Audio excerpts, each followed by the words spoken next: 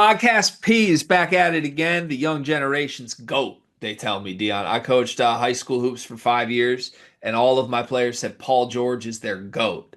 To which I said, why? To which I said, it makes a lot of sense that we're 9 and 13 right now. Paul George has been talking NBA draft, and Ace Bailey and Cooper Flagg have been largely considered the top two prospects. Maybe Dylan Harper's come in and out at that second spot as well. But Paul George has a take here. He went on record and said that he believes Ace Bailey has more upside than Cooper Flagg, and that if it were up to him, he would take Ace Bailey potentially number one.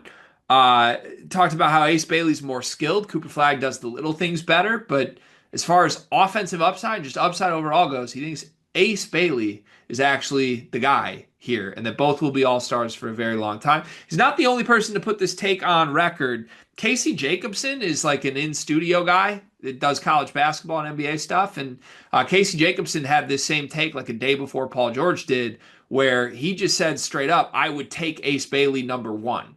Like, if it were me, I want the offensive upside. I want the skill there. I don't want a guy who's more of a finished product right now. That's what Jacobson said. So why are people pushing this? Do you think it's crazy to prefer Ace Bailey to Cooper Flagg? Uh, no, but yes, that Casey Jacobson comment feels crazier to me than what Paul George said. Um, what did he meant? Did he say anything about why he thinks Coop is a finished product? Because I think the complete opposite. No, I might be paraphrasing and putting words in his mouth as far as finished product goes, but the what I heard from the Bailey over Flagg pitch was just like, hey, where this guy could get offensively is so different than like Cooper Flagg doing all the little things that he does right now and translating them to the NBA.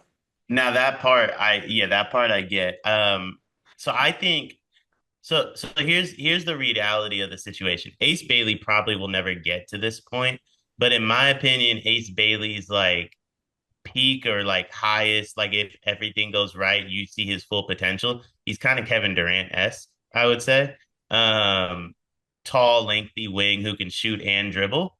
Kevin Durant's the greatest scorer in the history of the game. So if you're looking at it from strictly who has the most potential, yeah, I mean, yeah, you want Ace Bailey, which is why I don't hate Paul George's comment. However, he's far more likely to be like Andrew Wiggins, Harrison Barnes, like Jabari Smith Jr. Like he's gonna land somewhere in the middle of those polar extremes, I would say. And his middle ground is lower than what Coop's middle ground is. In my opinion, Coop's like absolute peak. If we're probably looking at him as like a I don't know if we've ever seen a player quite like Cooper Flag. Because he like offensively, I think his peak is Paolo Banchero, but defensively, I view him kind of like Miami LeBron. Yeah, Which is a he's Paolo Banchero offensively with like Dwayne Wade defense, but bigger. Like, right.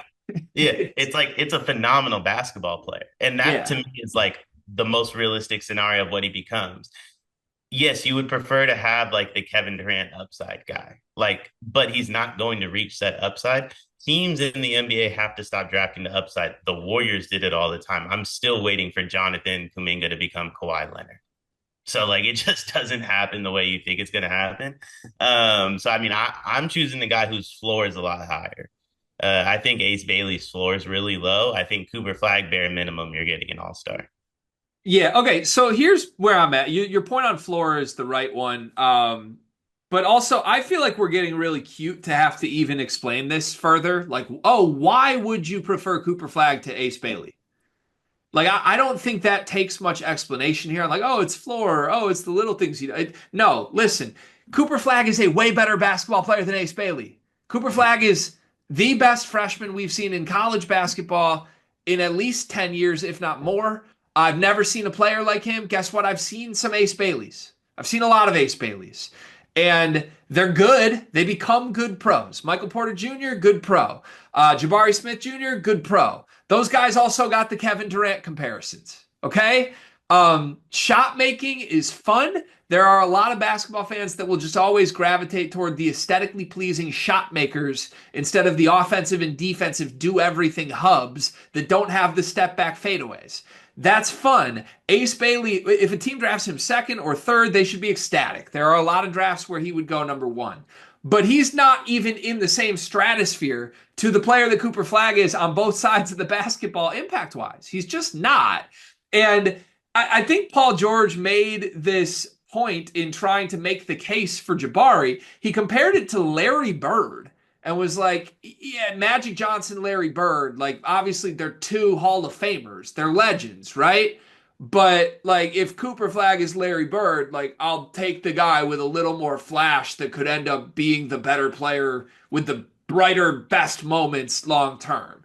First off, like it's a horrible comp in the first place unless we're playing like the race game here. The comp is literally sitting like 4 years ago. If you want an archetype comp of who should be debated to go first in the draft, it is Paolo Banchero, the do everything guy, versus Jabari Smith Jr., the shot maker, the 6'10" fadeaway guy. And people thought Jabari Smith was going to go first in the draft until an hour before the draft when the Orlando Magic made the obvious correct decision to draft the way better basketball player. And they've never regretted that for 1 second. Jabari Smith is likely never going to make an all-star team. He'll probably have some 20-point scoring seasons if he continues to progress. But they are in different categories as players because of what Paolo Banchero can do with the basketball, how you can build an offense around him, how you can honestly use his size and his frame even defensively, even though he's not the world's best defender. Cooper Flagg is one of one. I don't even like comparing him to Paolo because I think Cooper Flagg, right now, better basketball player than Paolo Banchero was in college, and it's not close. So if there's anyone, I promise you this, if there's a GM that has the number one pick this summer that spends even 1 second debating not taking Cooper Flagg, they will lose their job within years. And anyone in sports content that's trying to push anybody else to potentially being taken over Cooper Flagg is wrong. I don't know if they're doing it for clicks or for narratives or what. You are wrong. This is a 1-1 draft. And after you get to Cooper Flagg, you can debate Ace Bailey versus Dylan Harper versus VJ Edgecombe versus Trey Johnson versus everybody else. That's where I'm at. I agree. What's crazy to me, and I've made arguments against like Cooper Flagg being the best player in the draft, or the guy I would take, but it's Ace Bailey's teammate that I think if anyone has an argument, if you want to make a reach argument the way I've made arguments that I will admit are reaches, it's Dylan. And it's not because Dylan is better than Coop. The deepest position in basketball at the moment is point guard. If you have a chance to solidify your franchise with a point guard and be like, hey, I'm going to have one of the best point guards in the game who can go toe to toe with anybody at the deepest, most talented position, in my opinion, that's a lot to pass up on. Cooper Flagg is worth passing up on it. Ace Bailey is not. Like the argument, in my opinion, isn't even Coop versus Ace. It's Coop versus Dylan and who should go one. And they're like a 1A, 1B to me, mostly because of position. I will say, like, obviously the NBA, like scoring wings win.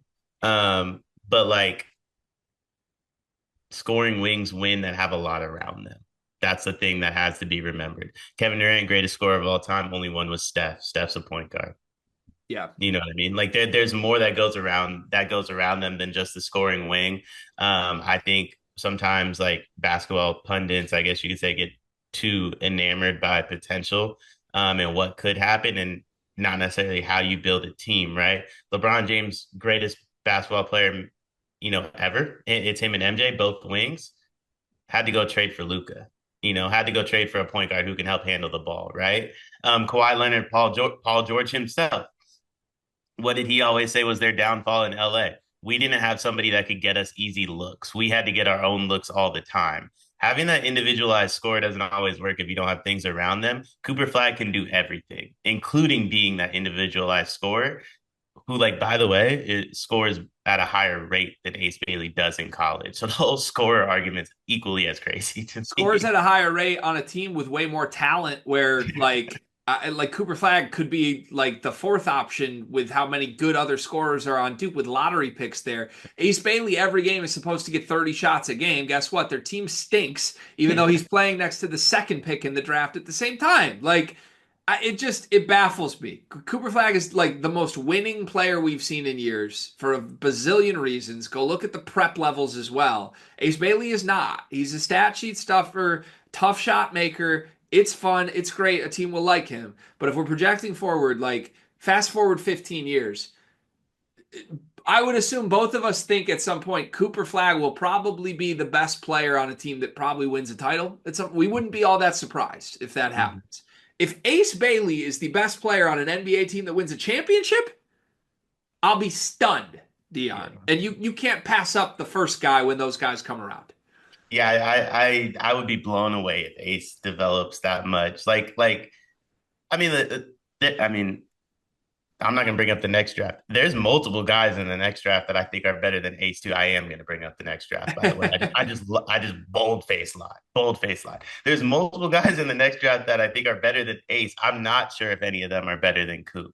And moreover, put Coop on Rutgers. That's a top 5 10 team in the country. Yeah. Dylan and Coop ain't losing that many games together. Granted, they have some weaknesses around them, but Coop fills those weaknesses in ways that Ace Bailey doesn't. And that's why you want the better basketball player. Your margin for error is larger than when you have a great scorer. We saw that with Kevin Durant. We've seen it with Carmelo Anthony. And by the way, we've seen the opposite with LeBron James. Yeah. Cleveland, Miami, and now LA, their margin for error with LeBron James, very, very high. Your margin for error with Kevin Durant and Carmelo Anthony, well, the two of them have only combined to win a ring with maybe the second greatest player of this generation, Steph Curry, playing next to one of them. That's a very small margin for error. I just think you always have to take the best basketball player and give yourself the best opportunity to win. Yeah, no, I completely agree with you. I'm shocked this is even a conversation right now. By the way, Paul George has played in 38 games for the 76ers this year. He's averaging 16 points a game. He is on a team that is 20 and 37. Yeah. I seen someone say yesterday, I wouldn't trade Peyton Pritchard for Paul George because I don't want the podcast. Tough.